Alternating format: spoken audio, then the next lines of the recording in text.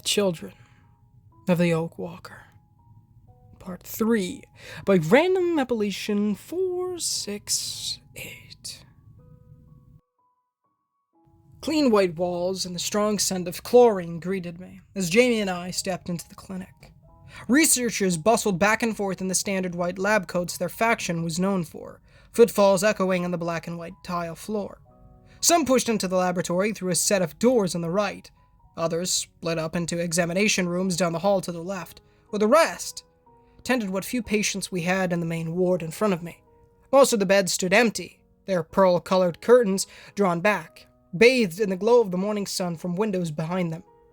Here, the last shreds of our old world remained. Phone lines had been strung between separate offices on the 2 floors so the academics could talk to one another without leaving their work. And thus, the sound of their ringing echoed in the pristine corridors. Machines hummed an electric idle. Complicated squares of plastic and stainless steel used to monitor heart rates, bottle pure oxygen, or pump blood that would be irreplaceable if they ever left this building. I'd heard it said that the clinic was one of the few buildings in New Wilderness with an entirely metal subframe, which had somehow kept the electromagnetic radiation at bay, preserving the machines. A tiny square window in the maintenance doorway at the back of the main ward flickered with the glow of a soldering iron. As more technicians assembled primitive imitations of old-world tech from scraps, shortwave radios, headsets, and even a few rare Geiger counters were fashioned here, along with other custom electronics that were more precious than gold. Most were made for official use, but any surplus items sold for extremely high prices at the market, making the researchers some of the wealthiest members of our little society. "Hey, guys." From behind the receptionist desk, Sandra Abernathy grinned back with pearly white teeth, her dark hair flowing down behind a neat turquoise headband. "Didn't know we had rangers coming in today. What you looking for?" Jamie leaned one elbow against the counter and ducked her left boot behind her right, causing a few crumples of dirt to fall onto the gleaming floor tiles. "Had some field stuff to discuss with O'Brien. Is she in?" A few of the nearby researchers eyed Jamie's boots, which were still rather muddy despite her best efforts, and I caught their eye rolls of disgust. I'd grown used to being around the rather male-dominated Rangers, with their rough military attire, blunt mannerisms, and copious rude humor. The few girls who did join our ranks had to keep their hair short or tied back, our nails trimmed down, all traces of lipstick and perfume forbidden while on duty. Such things were luxuries we couldn't afford in the wild, not when our survival depended on the breach-born not smelling us on the wind, or an ELSAR platoon spotting a shiny fingernail during an ambush.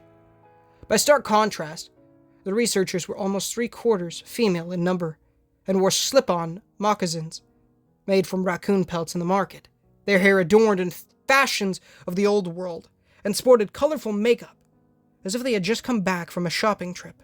They rarely ventured into the vast unknowns of Barron County, and not since the first days when ELSAR had thrown themselves at our walls did they do much in the way of fighting.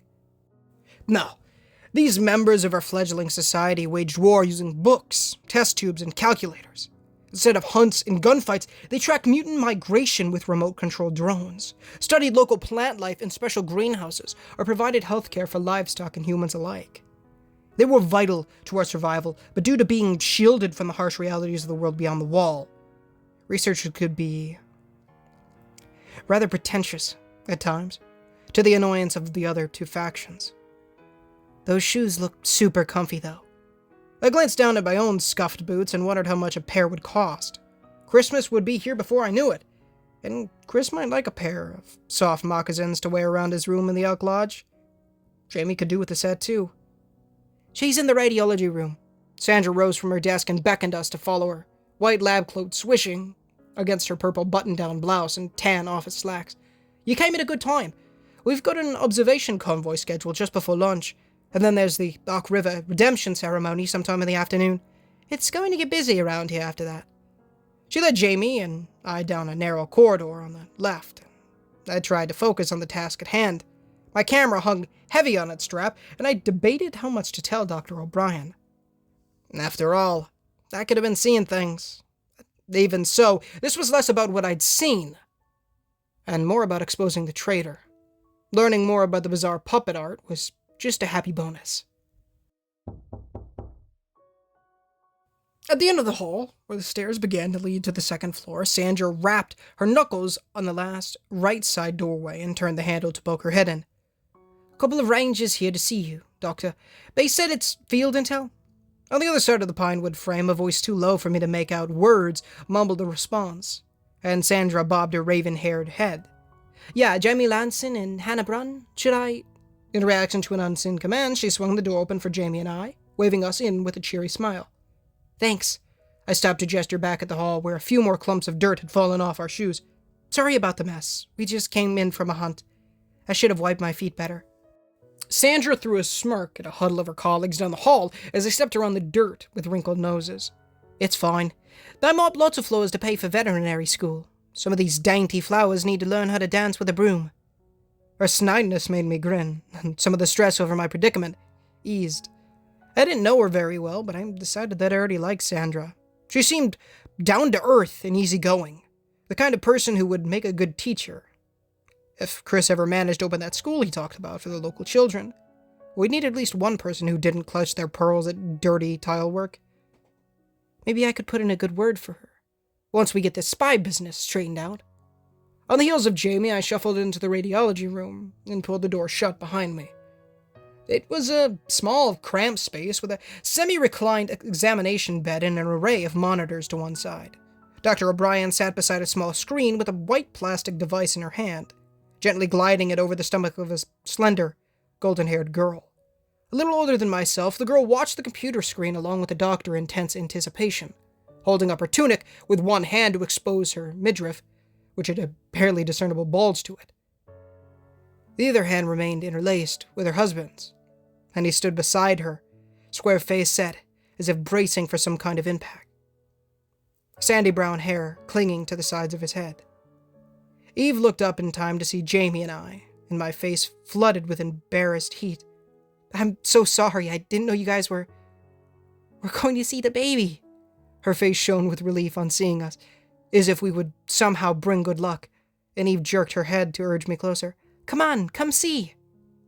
Adam chuckled at his wife's energetic appeal, but I could see the same nervousness in his toffee-colored eyes as well, both of them wound up tight like a spring. "We just got started. Thankfully, the good doctor seems to have done this before." Dr. O'Brien kept her gaze fixed on the monitor, the gray, black and white lines a mystery to the rest of us and their meaning. "You'd be surprised how similar human anatomy is to several animals, Mr. Sterling. Ultrasounds, for one, aren't that much different from another. Just give me a moment and... there." Fading into view on the screen, a jumble of white lines on a grayish-black background solidified, like ancient paint on a cave wall. To me, it all appeared a chaotic array of sand, but as I watched, a definitive shape appeared, lines emerging from the shadows to form a small dark circle, with a curled silver object inside. Dr. O'Brien straightened up in triumph. "You see that half-moon-shaped thing there?" She pointed to the silver crescent on the screen, her plastic wand motionless over a spot on Eve's gel-covered belly. Eve swallowed and gave a rigid nod. With the air of a lecturer in a university, Dr. O'Brien traced out various paces on the fuzzy image with her forefinger. "It's not clearly visible yet, but at 6 weeks, the face, nose, jaw, and throat have already begun to form. There's the little spinal column there, see?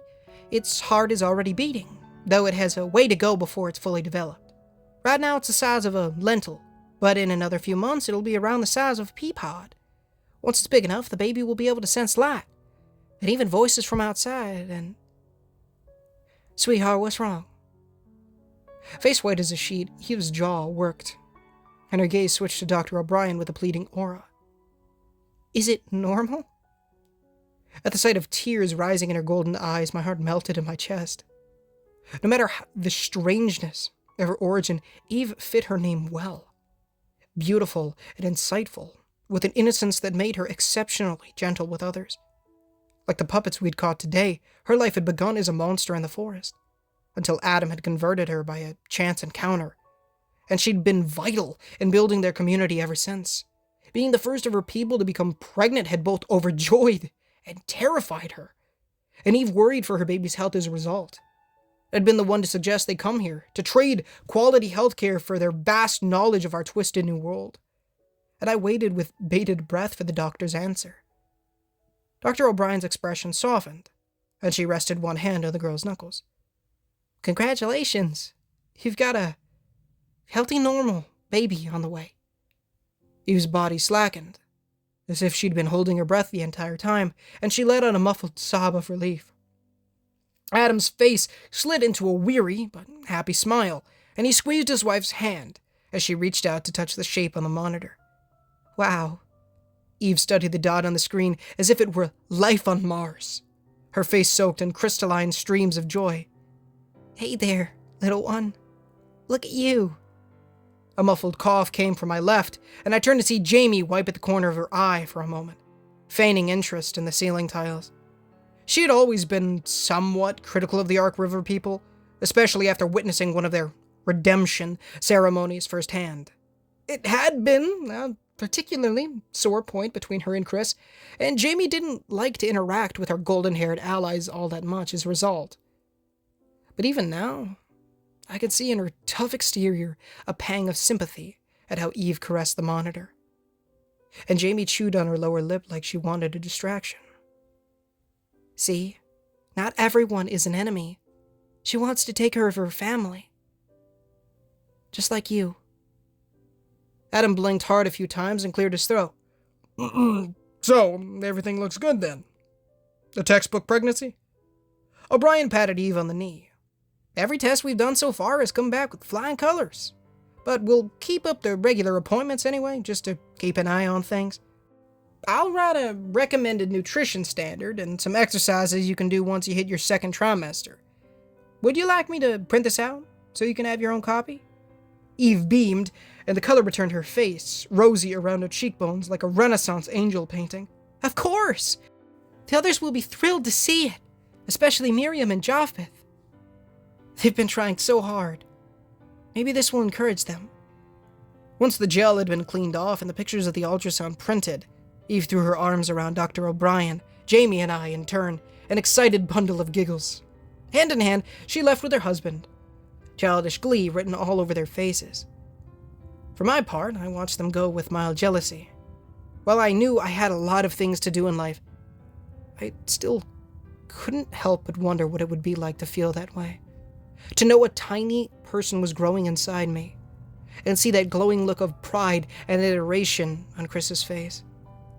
Imagine a little boy with his eyes, or maybe a girl with his smile. Maybe we could move to that house Chris owns in Pennsylvania and start a little farm. The kids could ride their bikes down the driveway, Chris could build them a tree house, and I could make snacks to eat around a campfire in the backyard. What I wouldn't give for that. Yes! Startling me from my thoughts, Dr. O'Brien pumped her fists in the air as soon as Adam and Eve were out of sight in a rare display of excitement. Big day, huh? With casual indifference, Jamie leafed through a medical book on a nearby countertop that lay open to a page about pregnancy care. Massive. Dr. O'Brien rushed to collected various papers from the desk near the radiology equipment, her enthusiasm unbounded. This is the most important work I've ever done, hands down. Forget the reverse genetic adaptation in our animals. Forget the electromagnetic readings in the atmosphere. We've got the first successful conception post-breech. And it's a hybrid. Something about that word stuck in me the wrong way, and I frowned. Dr. Alicia O'Brien was our best researcher and lead medical officer. She had a warm, caring side that endeared many students in the researcher faction to her. However, the woman had a habit of letting work overshadow her tact at times, and occasionally got too absorbed in the science of it all to hear the words coming out of her own mouth. It is healthy, right? I crossed my arms and watched her scribble notes down on a chart with furious speed. Eve has done nothing but worry about the baby, and if something goes wrong... Dr. O'Brien waved a dismissive hand at me, still laser-focused on her jumbled notes. Why would I lie to a patient, Hannah? Besides, we have as much stock in that little one's survival as they do. Just the existence of these people is a miracle of science. I mean, new humans, new sequences of DNA, completely foreign to our own? Think of the possibilities of that. They're already smarter than us. They can sense so many more things. And their learning capabilities are off the charts. If that baby is born and survives, we might be looking at a brand new genetic line that has never been seen on Earth before. As if we need more competition. Jamie regained her grim demeanor and craned her neck at the doorframe in suspicion. Think of it more like the alliance between Plymouth Rock and Squanto. Oblivious to Jamie's dire tone, O'Brien stuffed documents into a manila folder with glee. Cooperation with their tribe has been the single most important point of our studies here. Their knowledge of the herbs and mutants has given us so many scientific breakthroughs. Just this morning, we began a trial to see if the lantern rose nectar they use for medicine can reverse cancer cells in mice. Cancer! Can you imagine the impact if it works? A cure for cancer here in Barron County, literally growing all around us. With enough lantern rose plants, we could provide a free source of life-saving healthcare for people all over the world. And it's entirely thanks to you, my dear. It took me a moment to realize her words were directed at me, and I picked at the buckle on my camera case, unaccustomed to such praise. Technically, Chris and Jamie helped with the negotiations, and Adam and Eve deserve the credit for the medicine. I figure as long as the baby is okay, they'll be glad to help you with the research. They are the research, don't you see? Jumping up from her swivel chair, Dr. O'Brien strode back and forth, animated with the zeal of a detective on the verge of breaking a major case. If they can interbreed with other pre-breach humans, their genetics could make future generations more resilient to these kinds of phenomena. We're talking about potentially longer lifespans, higher brain capacity, and the erasure of mental illness. Without any artificial modification whatsoever. It's a gift of evolution. My eyebrow went up, and before I knew what I was doing, I blurted out my thoughts. They would say it's a gift from God. Dr. O'Brien frowned and rolled her eyes with a huff. Their only flaw, unfortunately. How such advanced beings can believe in an undead Jewish carpenter is beyond me. But I suppose it could explain the myths of angels with golden hair appearing amongst ancient men to help them. Think about it, Hannah. How much of what we know today is myth was really people encountering breach-like activity without the scientific knowledge to understand it? What if all the world's religions are just misinterpretations of breach-made life forms? Maybe what we thought were gods, angels, demons, and spirits were really just mutants. Thousands of years of religious, cultural, and scientific dispute, and the keys to the truth are walking around inside our walls right now. So, you're not religious? Still too curious to keep myself in check, I stuck my hands into my pockets and remembered the chapel at Ark River, with this almost otherworldly feel to it. Putting the pregnancy booklet down, Jamie snorted, as if she already knew where this debate would go. If God exists, he has a lot to answer for. Dr. O'Brien curled her lip at the name, but seemed to regain her civility and spoke to me in an almost whimsical tone. No, my dear, religion was invented for tyrants like Rodney Carter to use as a cudgel to keep others in line. At its core, their faith refuses to accept that mankind could be improved, perhaps even perfected, given the proper collective guidance. If the others on the council understood this, New Wilderness could be an excellent place to try a new social direction for humanity. But, sadly, we're talking about stubborn men from Appalachia. Funny how perfecting humanity always requires us blue-collar people to shut up and get in line. Jamie quipped with a smirk, but an icy layer to her voice signaled that her patience had worn thin. A college degree doesn't give you the right to rule the world, you know. And a gun doesn't give you the right either. Turning her nose up at Jamie, O'Brien faced me instead, and did her best to disengage from the previous argument. Anyway, I doubt you two came here to listen to me rattle on about the world. Sandra said you had some field intelligence to share, correct? I hadn't brushed at the camera that swung by my side, but I thought better of it. Dr. O'Brien had just finished telling me she didn't believe in anything spiritual. I myself still wasn't sure where I stood. In my brief visit to Ark River, I talked with Adam about the existence of God, and had wondered, curiously, if such a deity really was out there somewhere. Yet Dr. O'Brien seemed so sure of her view as well, and I wasn't smart enough to debate with her, nor did I want to. After all, what if there wasn't anyone else out there? What if I had just been seeing things? Maybe the breach just messed with my screen. I could be making a big deal out of nothing. Wasting Dr. O'Brien's valuable time with yet another fairy tale that it would have fit in with countless others in our species' long history. I didn't want to look stupid. Then again, This could be too important to keep quiet about. And there was still the matter of clearing Chris's name. Worst she can do is laugh at me. We found something. I tapped on my camera case and lowered my voice. Something sensitive. Her eyebrows arched in interest, and Dr. O'Brien's mouth curled upward at the edges. How so? Defense secrets. Jamie gave up her efforts to feud as well, and cast O'Brien an imploring glance. Do you have somewhere more private we could talk? The walls here are too thin for this kind of thing. Defensive secrets. A word that had become common of those of us in the know. A security measure put in place by Sean Hammond, ex-sheriff's deputy and commander of the entire reserve. He'd been the one to author our laws, create our political system, and keep the factions from fighting with tactics like defense secrets. It was a word that could justify locked doors, unanswered questions, unexplained changes of work schedules, and unlisted convoys going in and out of the gates at odd hours.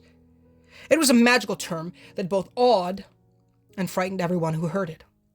As we knew, it was all preamble to something bigger, something important, something dangerous. And I was among the few who knew exactly what it meant. Dr. O'Brien's mouth thinned into a hard, knowing line, and she plucked her sheaf of papers from the desk with a precise nod. Follow me. Back through the busy corridor and crowded main room we went, with Dr. O'Brien directing her subordinates to various tasks along the way. More than a few cast curious looks our way, as face-to-face time with any faction leader meant official business. Out near the foyer, we came to a plain metal door on the right side of the room, tucked almost obscurely behind a tall potted plant. Dr. O'Brien produced a ring of keys from her white lab coat pocket and unlocked it with a flick of her wrist. She ushered us through as soon as the heavy door swung slightly ajar and squeezed into the dark expanse, cold air blasting down on my head from above.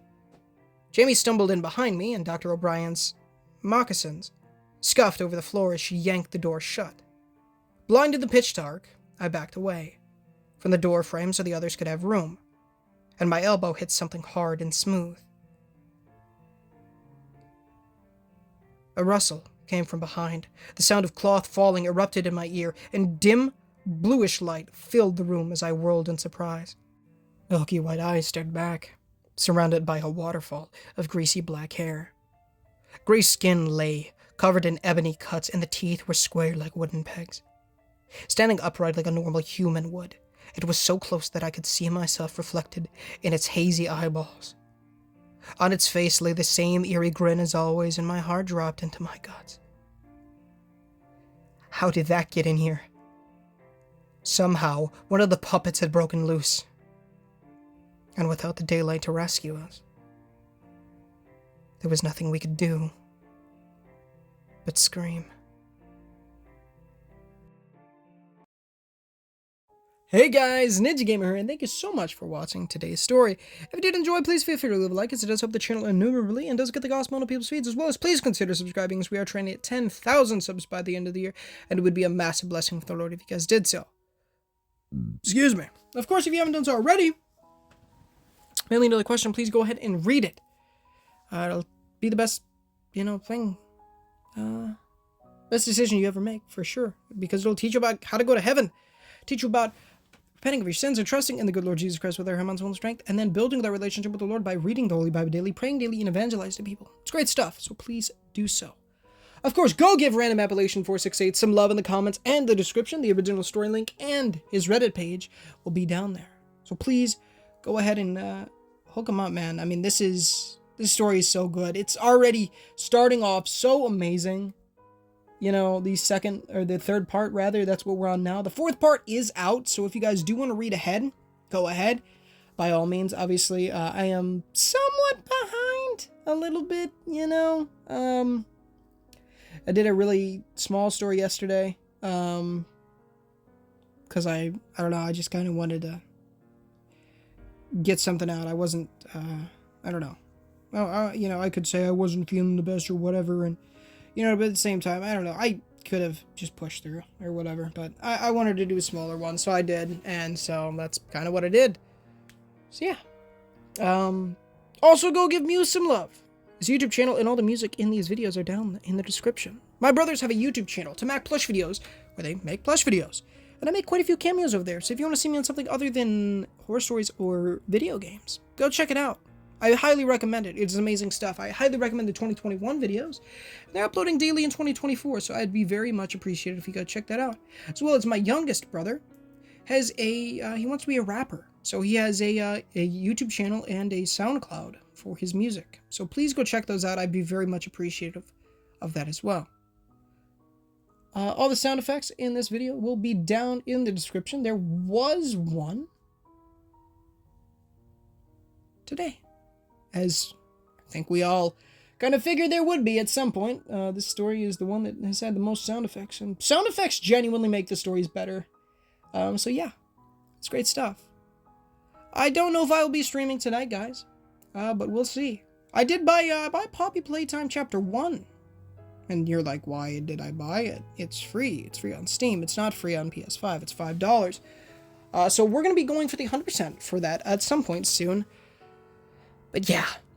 As well as a lot of stuff. This week, I'm going to try to get a better schedule and wake up earlier so that I can... We definitely want to finish up Poppy Chapter 3. And then I want to keep working on... I need to go and actually finish Escape the Backrooms, especially because they got new levels. And I want to experience those without seeing anything. Because that's the best way to play anything, or watch anything, is with no prior knowledge. It's why I think I love Chapter 3 of Poppy so much. Also, it's just genuinely kind of scary, and I like being scared. Like, horror games never really have been about me being scared, you know, I don't play them to be scared, I just genuinely enjoy the story usually associated with them, like FNAF, for example. I love the FNAF story. But I like the little horror bits for this game. It's really freaking awesome. So, yeah. I've been definitely scared a few times. Maybe I'll do like a little compilation. Probably not like, I think when I make the video, I'll do a jump scare counter because, you know,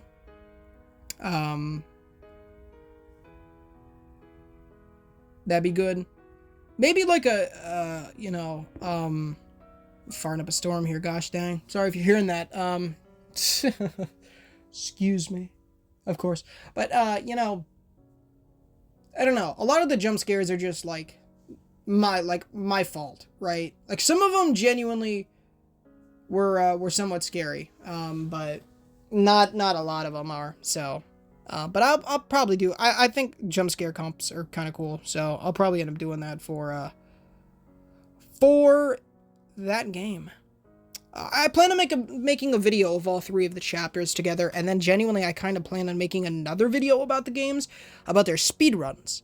So we're going to have to see how that goes. But that's going to be fun. That'll definitely be something we're doing in the works for sure. And then there'll definitely probably be a video on the Escape the Backrooms, excuse me, as well. Just doing all the levels.